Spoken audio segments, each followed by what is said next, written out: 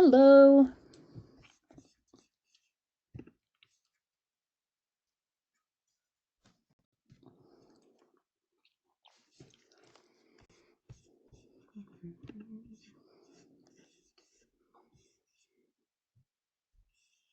It's 2:00.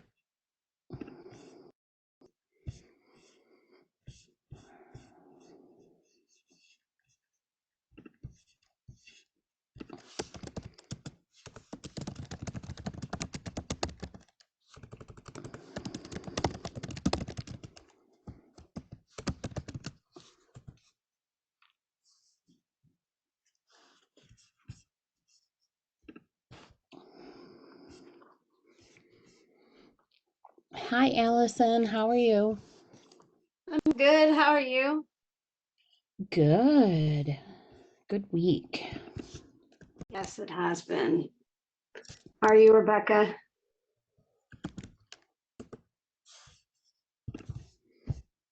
She might be, yeah, she's on mute right now. Yes.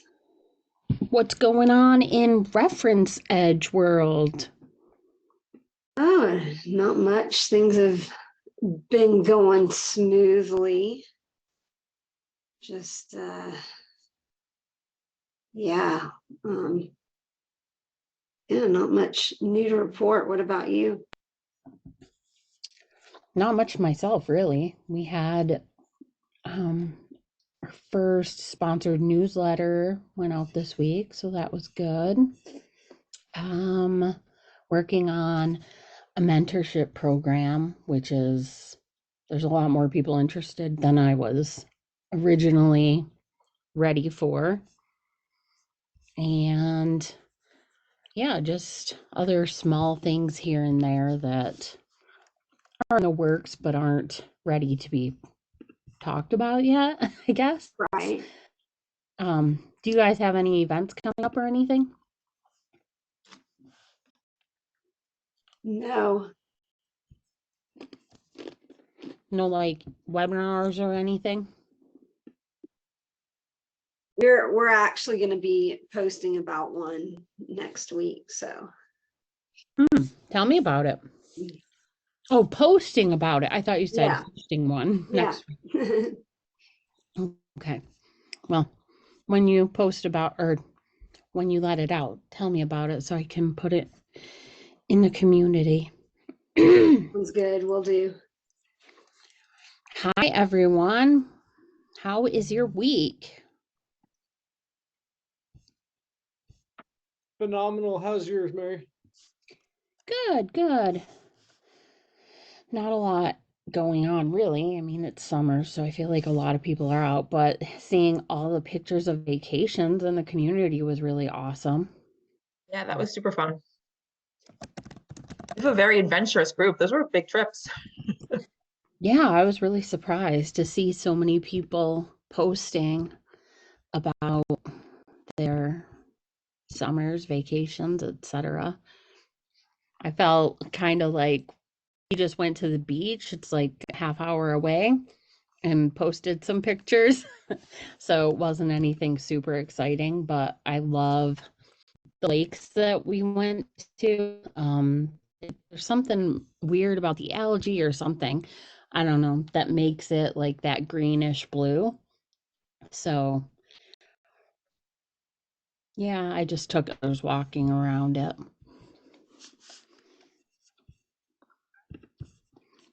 Alrighty. So I don't have anything huge for the agenda today. I thought today would be a good day to just have open discussion. So bringing anything that you're thinking about or, roadblocks that you have or just those tasks that you don't want to do that you might need a little help with. I want to remind people, jump on, share those things because there's somebody out there that'll help. I talked to Jackie. I'm going to mess up her last name. I just know it. I think it's just Goo, but this morning on a call, and she was talking about writing an email for an event that she's working on and how she was avoiding it because she just didn't want to write the email.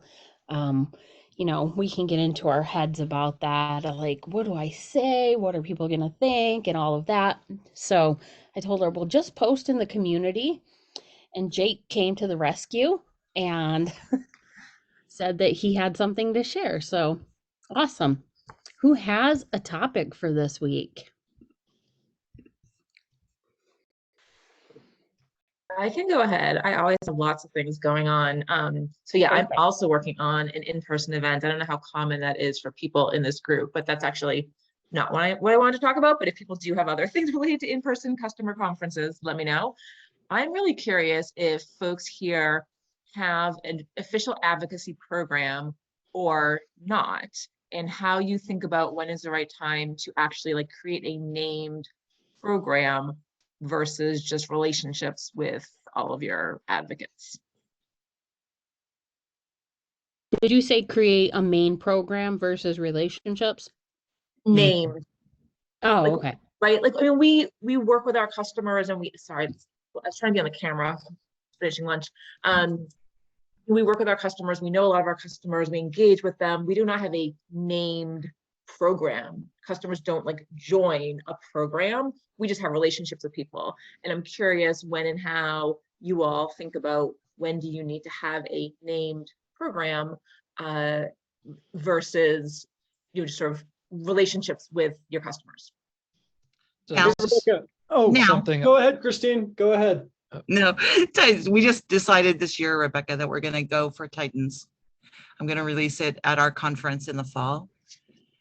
And we're going to talk about what the program means to them and the benefits that they will get as they enter the program formally. Because there are a lot of criteria that they need to really pay attention to around advocacy. It's participation mostly, but what we're trying to do is record the participation that they do.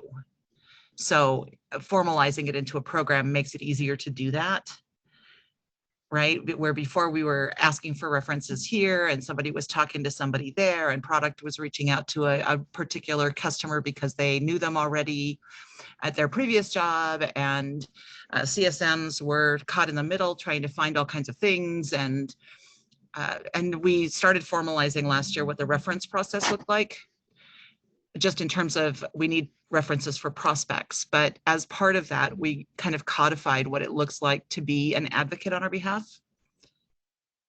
And now we're documenting all of that and turning it into badge opportunities in the community so that people will be able to see who you are. Mm-hmm. And Is then there we're a specific, sorry. Go ahead. So you said like you and the team like just decided. Did something happen that pushed you? No, over it was the a edge? goal all along. It was just now is the right time to do it because we've done all of the other work that we needed to get the foundation going that Justine's going to talk about her, right, for case studies and everything. But we spent this first year and a half that I've been here focusing people's attention on community as the place to go for information and really setting that up as our community hub and communications hub for the company.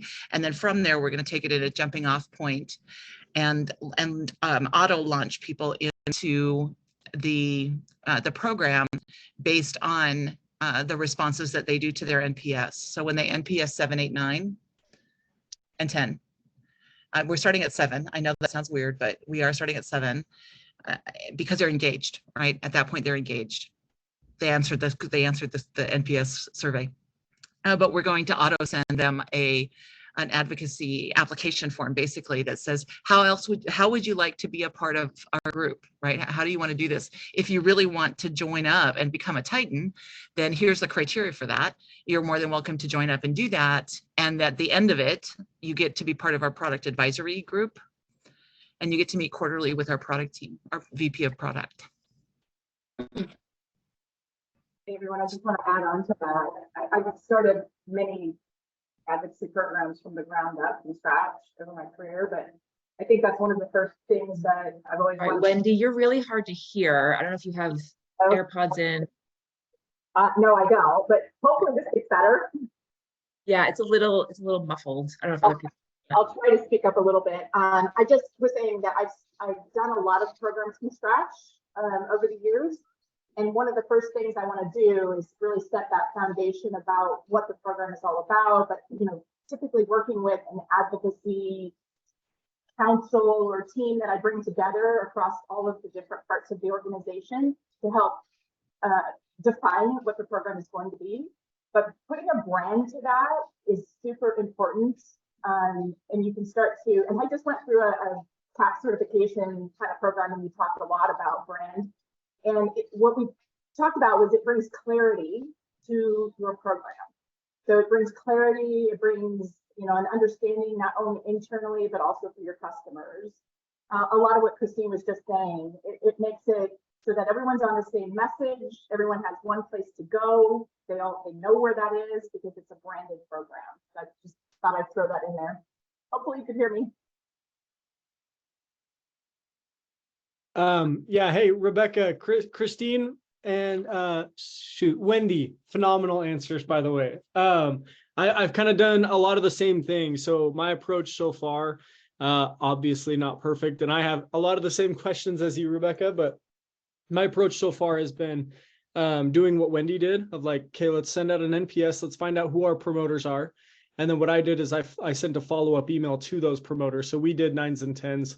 But I totally understand, Christine, wanting to get those 7s in there. We sent them a follow-up email telling them that they can meet with our head of product to like if they had something that was like, hey, this could be better. We'd love to get those people on. So we sent them an email invite for the to schedule with him. But for those 9s and 10s, I kind of just invited them to do an active advocacy. So we started at a low commitment thing of just like writing a G2 review.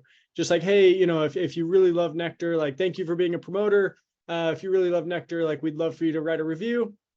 And those that did a review, I then followed up again with them afterward, inviting them to join our reference program. So it's like an escalation of commitment, one level higher.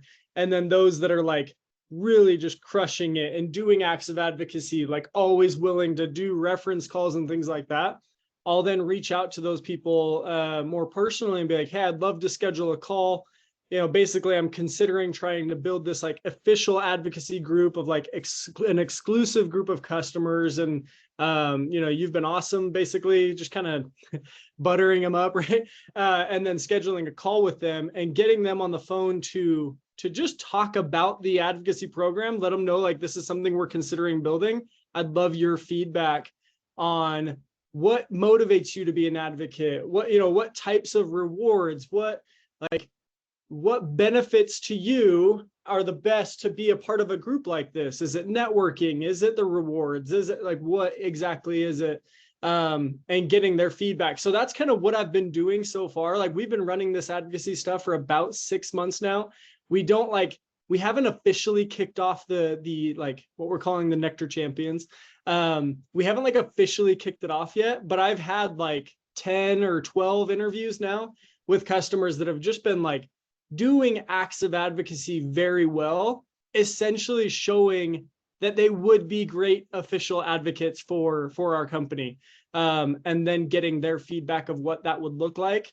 And then obviously telling them this is why it would benefit you. This is kind of what to expect, or what we would expect out of our official advocates. And then, yeah, I'm kind of intending to launch that once I've done like 20 of these and I've got 20 people that are like, yes, if you do this, I want to be a part of it.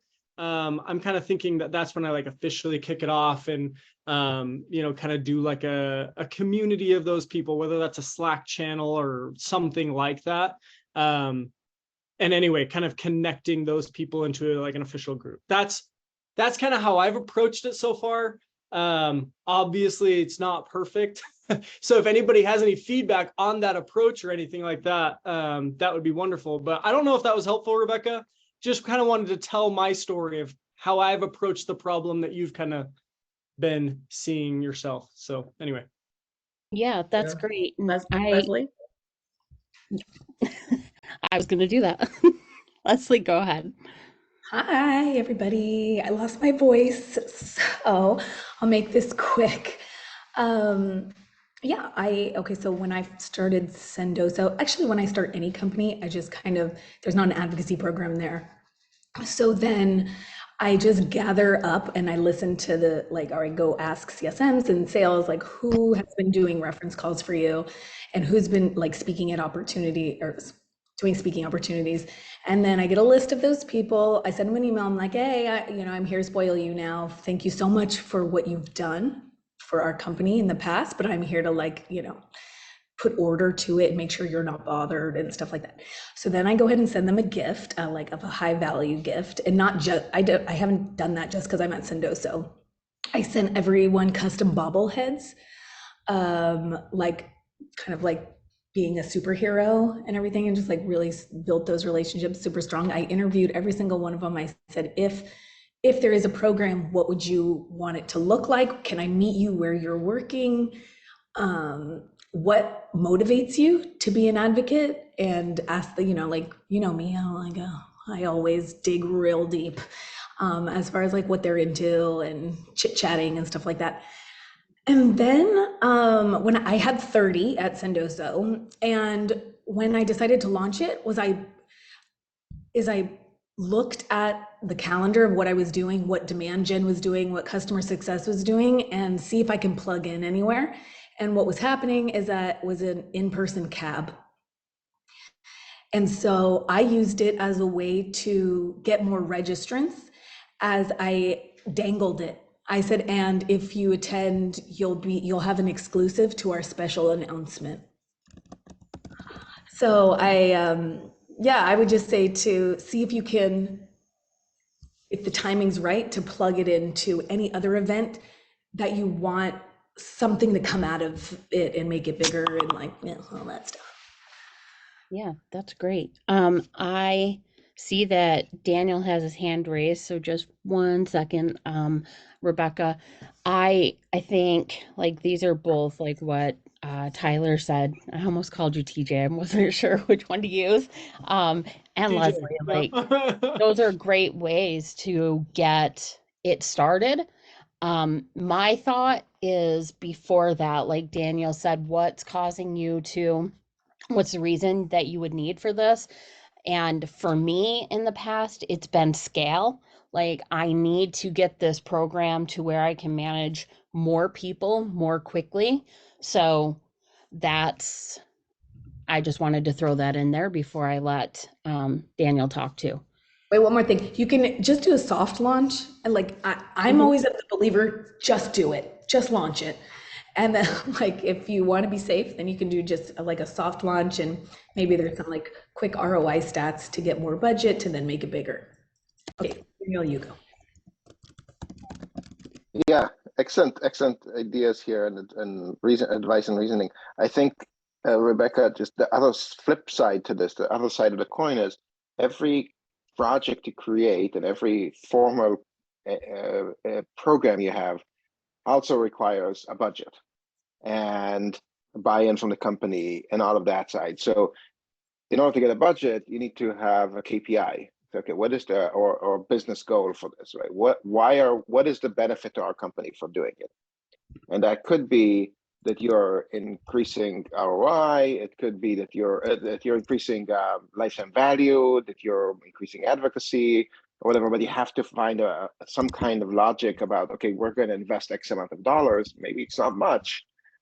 Maybe it's just aggregating investment that we already have, putting it into this program.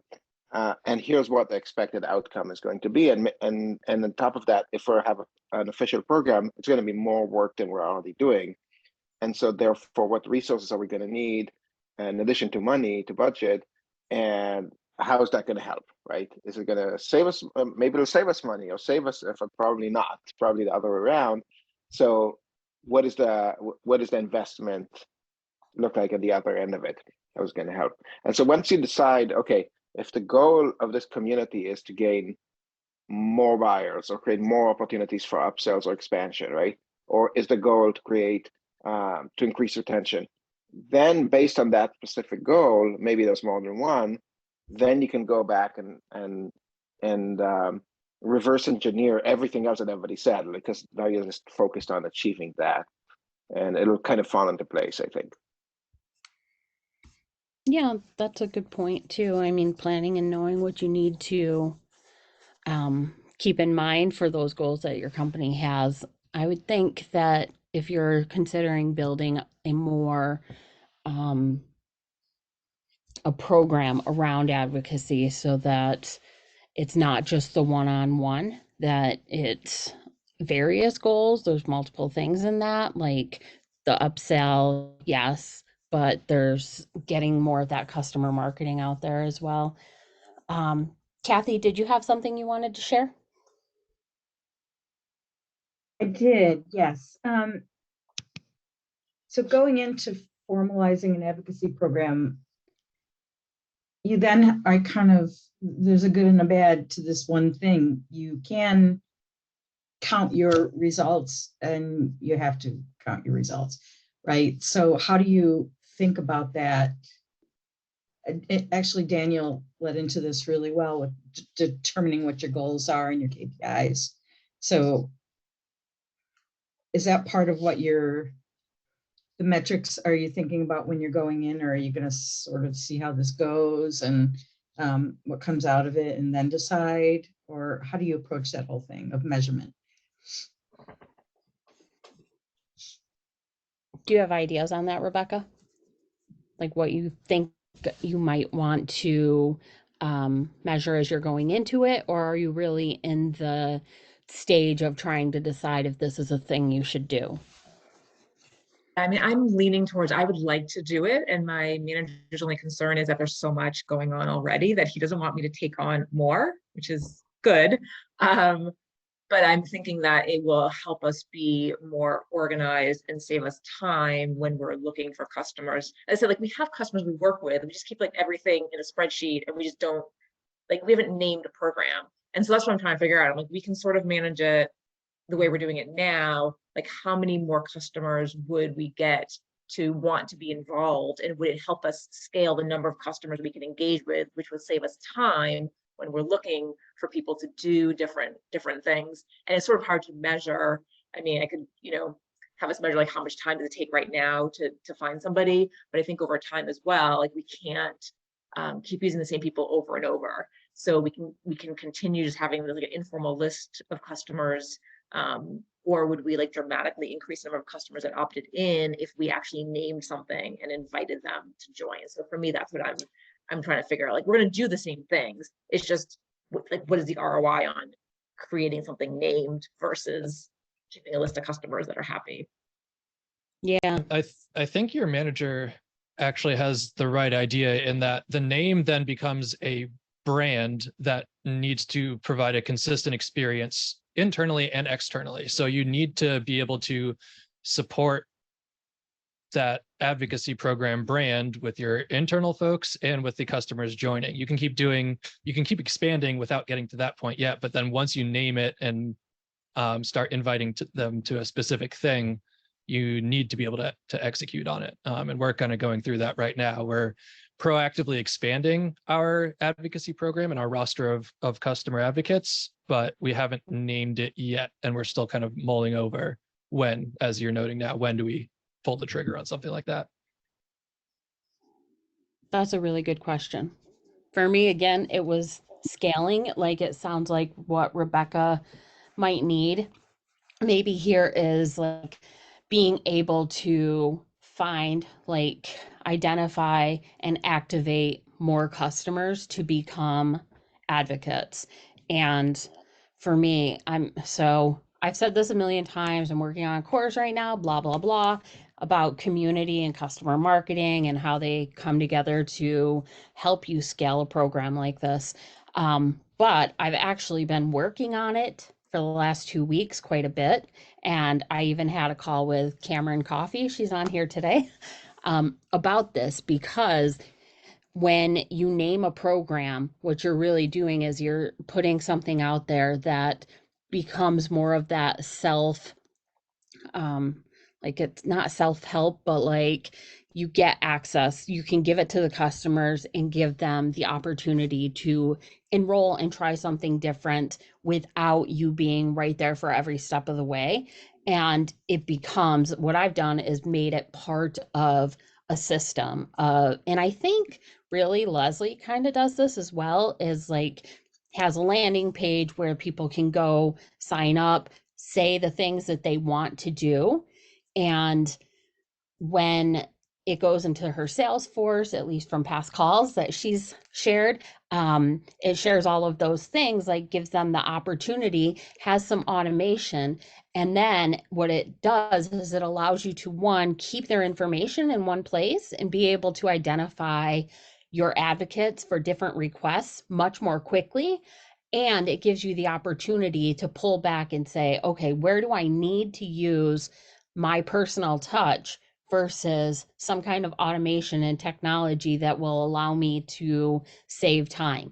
And while at first I'll say it's difficult because you're putting that all together and trying to manage the program you have and trying to get more people, but it will, it does kind of shift as you start focusing on the 1 to 10 people at a time instead of the 1 to 1. I see Leslie's got her hand up. Go ahead, Leslie. Yeah, I forgot what I was going to say, but don't worry, because I always have a lot to say. I was Um, talking about your no, Salesforce no. and how Uh, you kind of set yeah. up. Oh, yeah, I remember. There Okay, you go. so there it is. Found it in there on Friday Brain.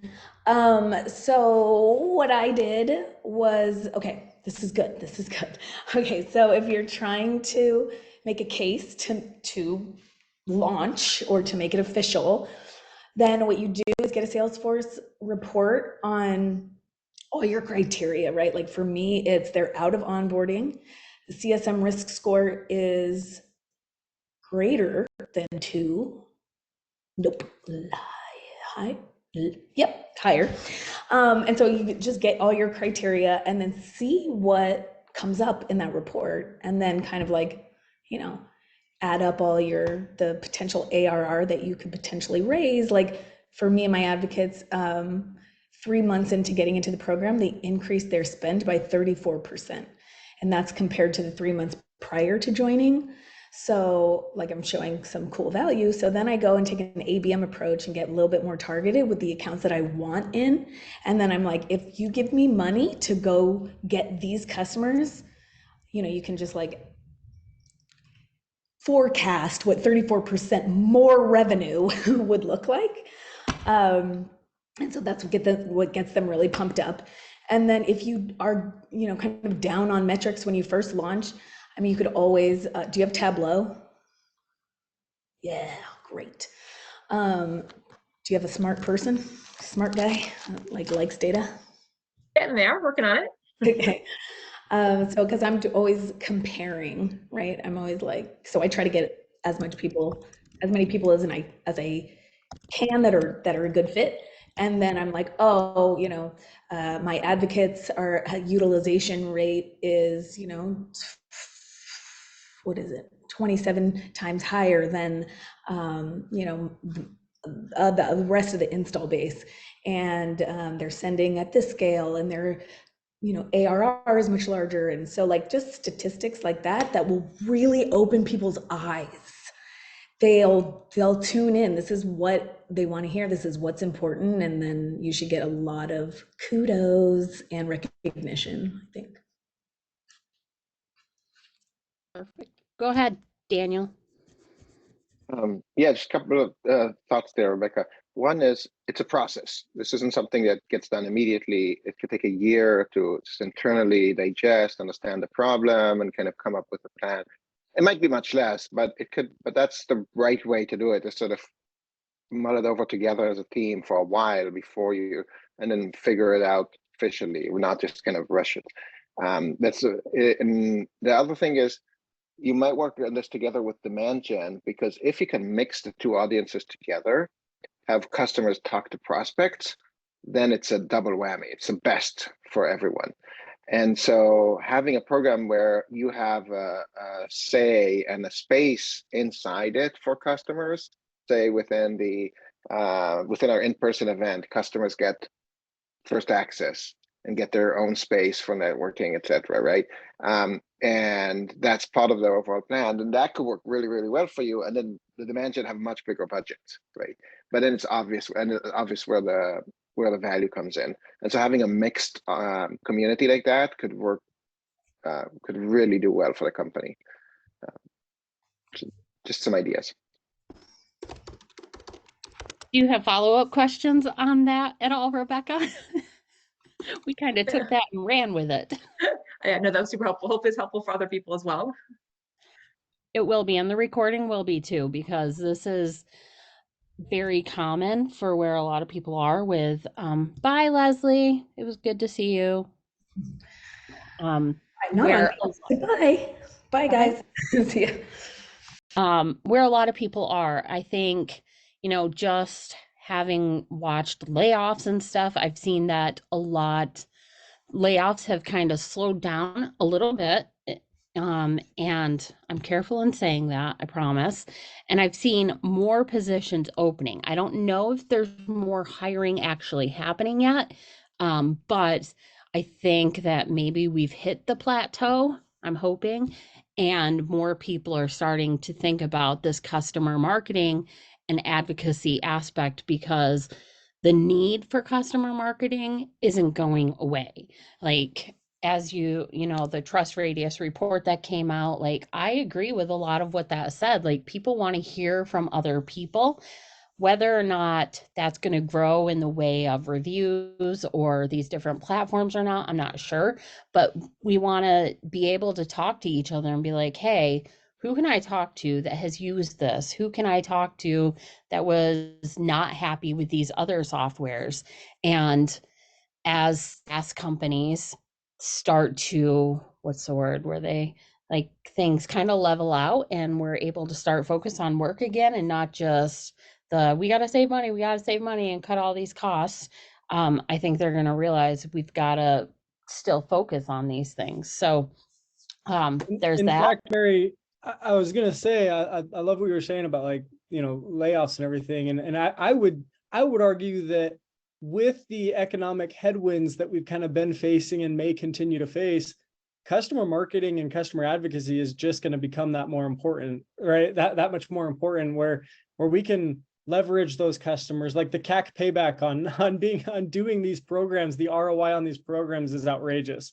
And that's where, like, Leslie's program of, like, being able to show that ROI, like, my executives, for example, they are like, they brought me on because they were like, they were kind of seeing ahead in the future of, like, we need to use this, because they saw on, like, leads coming in. It's like, you ask, where'd you hear about us? And so many were like, a friend told me about it, and they were like, we got to really, like, throw some gasoline on this fire. And so that's when they brought in customer marketing. And since starting these programs and having reference programs, having an official referral program, and having those metrics to show the ROI of this, they are just jazzed. They're just like, let's go, let's throw all the gasoline on the fire. And so it's almost like customer marketing becomes just that much more important when you are facing those economic headwinds. And like Jake was saying, retention is so critical right now.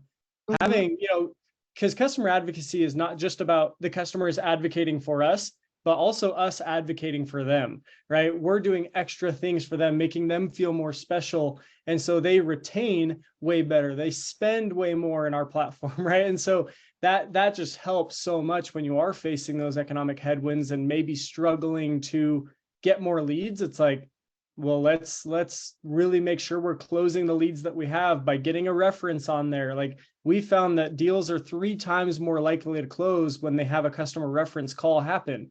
So that's just so huge, having customer marketing during times like these. So we need to show that, though, with metrics, like, show your executives how valuable your programs are by using metrics, not just feeling, right?